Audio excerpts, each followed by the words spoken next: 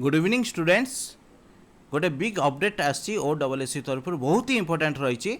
निश्चित भाव भिडटी को पूरा देखंतु। जो अमीन एग्जाम थिला सेटा एबे शिफ्ट हो जाइए, पोस्टपोन हो जाइए और रिशेड्यूल होइए। से विषय में डिस्कसन करबा।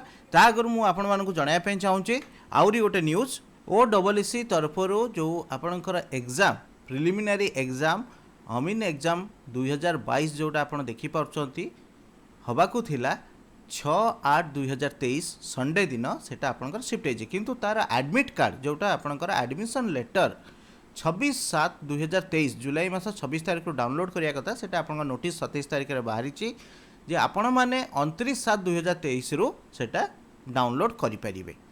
ता सहित आज 28 तारिख रो जो नोटिस टी रही मु से विषय आपण मानो कहया पे चाहिए। देखंतु 28/7 माने आज डेट जो नोटिस टी बाहर notice regarding postponement and reschedule of preliminary examination for recruitment to the post of AMIN 2022 under Housing and Urban Development Department।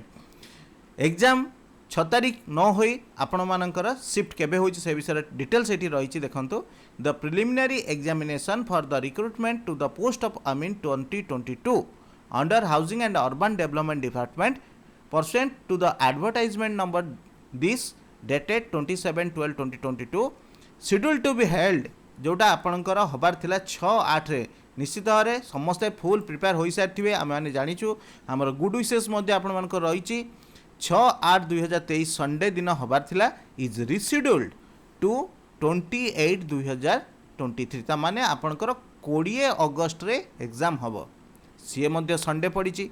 तेणु आपण हाथ में ऑलमोस्ट 15 डेज एक्स्ट्रा आसीगला। आपणकर लास्ट स्टेज रो जो प्रिपरेशन रही आउ थे रिवाइज कर दिंतु। बहुत ही बढ़िया प्रिपरेशन हम कौन सी जिनस आपण माने चिंता करने दरकार नहीं। न्यूज जो ते प्रकार आसिले आपण ता विषय किसी चिंता न करी आपण प्रिपरेशन को ध्यान दिंतु।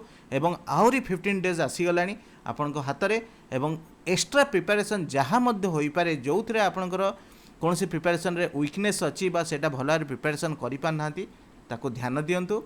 अन्य सबू कथा को एड़े दे आपण जीवन लक्ष्य को सब मन रखु जे आपण को यही वर्ष गोटे एग्जाम क्लियर करिवार अछि, गोटे गवर्नमेंट चाकरी करिवार अछि। Wish you grand success. All the students should have a good job this year. Thank you.